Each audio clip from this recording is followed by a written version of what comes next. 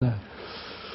자, 이렇게 뭔가 화해의 물꼬는 초반에 트였는데 지금 현재 국회는 아직 그 갈등이나 화해는 먼 것 같습니다. 세월호 특별법을 놓고 지금 야당이 재협상을 요구했는데 다시 협상이 될 듯 말 듯 하다가도 지금 아직까지 국회는 전혀 오늘 본회의가 예정이 돼 있던 날이거든요. 네. 아직도 본회의 못 열어요, 지금. 네. 어떻게 되어 이거는 있습니까? 민주주의 원칙을 어기면서 법을 통과시킬 수는 없는 거죠. 네. 민주주의 원칙을 지켜야죠. 보세요. 우리 국민은 4번 우파선을 들어줬어요. 네. A와 B가 있는데 A가 옳다, B가 옳다 서로 주장한단 말이에요. 네. 그럼 누군지 판단해줘야 되는 거 네. 아니에요. 그러면은 나는 네 편이다라고 국민들이 새누리당 4번 손을 들어줬어요. 네. 그러니까 19대 총선에서 손 들어줬고 18대 대선에서 손 들어줬고 지난 지방선거에서 도지사 선거, 시장 선거에서는 졌지만 그러나 전반적으로는 이겼단 말이에요. 그래서 네. 거기 손 들어줬고 730 재보선에서 완전히 손을 들어줬고요. 네. 그랬으면 신호는 분명한 거예요. 네. 그러니까 저희 국민은 우파 정권에게 손을 들어준 거예요. 네. 그럼 우파의 뜻대로 해야 되는 거예요. 네. 거기다가 좌파한테 양보할 건 어느 정도 양보를 하더라도 그래도 주도권은 우파가 줘야 되는 거예요. 네. 그런데 소수파인 새정치민주연합이 다수파의 역할을 하겠다. 그건 네. 말이 안 되는 거죠. 네. 거기서 억지가 나오기 때문에 이 모든 것이 순리가 아니기 때문에 문제가 생기는 겁니다. 네, 그래서 저는 이게 새정치민주연합이 순리를 따라가라 이렇게 얘기하고 싶어요. 근데 과거에 보면요.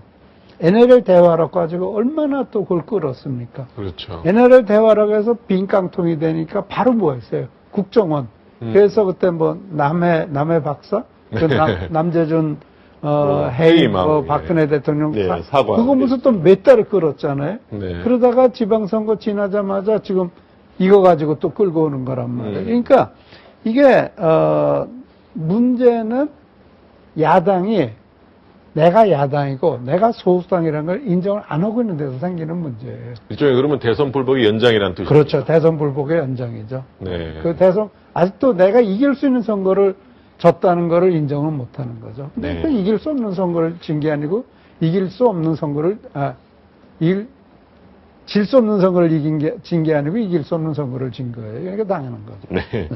일단은 다수파에 먼저 밀어주고 그 다음에 비판할 건 비판하라 이거죠. 그렇죠. 네. 그러니까 그게 민주주의 아닙니까? 네. 다수결의 원칙 아니에요? 네. 알겠습니다. 네. 조금 주제를 바꿔보겠습니다. 네. 김기춘 대통령 비서실장이란 분이 그동안 언론에 거의 노출이 안 됐던 분입니다. 네. 그래서 아마 신동아의 최근 인터뷰 내용이 그래서 화제가 되고 있는데요. 네. 가장 핵심은 그동안에 간간히 얘기는 했습니다. 그렇지만 야권은 흔히 잃어버린 7시간이라고 4월 16일 행적을 가지고 집요하게 문제를 삼았거든요. 네. 그 부분에 대한 집중적인 얘기를 먼저 김기춘 실장이 했습니다. 그날 당일 다 경내에 있었고 외부 인사를 일체 만나지 않았다고 했습니다. 네. 사건이 다 정리가 됩니까, 이러면? 아니, 그러니까 일단은요, 찌라시를 믿는 사람들에게는 네.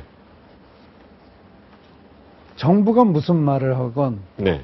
김기춘 실장이 무슨 말을 하건 믿지 않습니다. 이런 뭐 확인되지 않은 뭐 사설 정보제 같은 내용이죠. 네, 예. 찌라시를. 네. 그러니까 김기춘 실장이 무슨 말을 해도 믿질 않고 네. 그렇기 때문에 야당은 김기춘 실장의 말을 믿지 않고 또 좌파도 그렇고 좌파 언론도 그렇고 세월호 그 가족들의 일부도 그럴 것 같고요. 네. 그래서 이건 믿어서는 안 될 거를 믿기 때문에 믿어야 될 거를 못 믿고 있는 거죠. 그러니까 대통령이 그런 행보를 했다. 그럼 정부를 믿어야지. 정부를 안 믿고 찌라시를 믿는다. 이건 문제인 거죠. 네. 네. 그러니까 그거는 대단히 문제가 있는 겁니다. 네. 초기에 조금 김기춘 실장이 대응이 좀 미흡하지 않았나요? 글쎄, 꼬투리를 잡으려면 누구나 다 꼬투리를 네. 잡힐 수가 있는 네. 거겠죠. 그러나 대부분의 사람들은 아니 대통령이 아니 그렇게 찌라시를 믿어? 찌라시를 가지고 대통령을 공격해? 그렇게 되는 거 아닌가요? 네. 박근혜 대통령이 상식이 있는 사람이라면 네. 대한민국 대통령이 그런 식으로밖에 판단 못해? 네. 그거는 문제가 있는 거죠. 그런 식으로 생각한다면. 적어도 네. 51% 다수 51.6%가 지지한 대통령을 갖다가 그런 식으로 폄하한다는 거는 말이 안 되는 거죠. 그러니까 네. 믿고 싶지 않고 대통령을 대통령으로 인정하고 싶지 않은 좌파들의 문제죠. 네. 네. 아마 김기춘 실장이 또 이런 얘기를 했습니다. 본인이 인사위원장을 하다 보니까 자연스럽게 좀 많은 사람과 접촉을 할 수 없고 네. 자꾸 접촉가 많이 나오잖아요. 그게 오히려 불통이라면 감수하겠다. 네. 어떤 분 말이 맞는 것 같기도 하고. 네.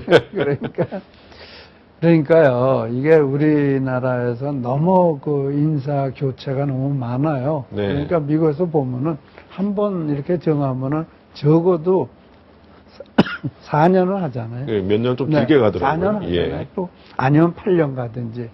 근데 우리나라는 이게 뭐 몇 달 못 가잖아요. 네. 그러니 인사풀이한 게 한계가 있는 거죠. 네. 더군다나 지금과 같은 상황에서 뭐 조그만한 뭐 가지고도 다 꼬리가 잡히는 상황에서 인사풀에 제한이 있을 수밖에 없는 거고요. 네. 그렇다고 야당을 갖다가 거기다 데려가겠다고 그래봐야 그건 더 난리 나죠. 네. 가지도 않을 거고요. 네. 그래서 인사풀에 문제가 있는 건데 그것은 우리나라 어떤 점에서 보면 정치 제도적인 문제이기도 합니다. 그게 무슨 뭐 박근혜 대통령의 문제라든지 또는 김기춘 실장의 문제라고 볼 수는 없겠죠. 김기춘 실장이 아마 들어서면서 세간에서는 좀 나이 드신 분들이 너무 주변에 많이 지금 대통령 주변에 포진해 있는 거 아니냐. 최근에 아마 융스 일본 대사 내정자를 놓고도 상당히 고령이니까 네. 그런 얘기도 하고 그래서 그런 질문을 한 것 같습니다. 그러니까 김기춘 실장은 생각이 젊은 게 중요한 게 아니냐. 나이가 뭐 그리 중요하냐. 네. 그랬습니다. 뭐 그런 얘기 항상 그는 뭐 어떻게 보면 말의 장난이고요.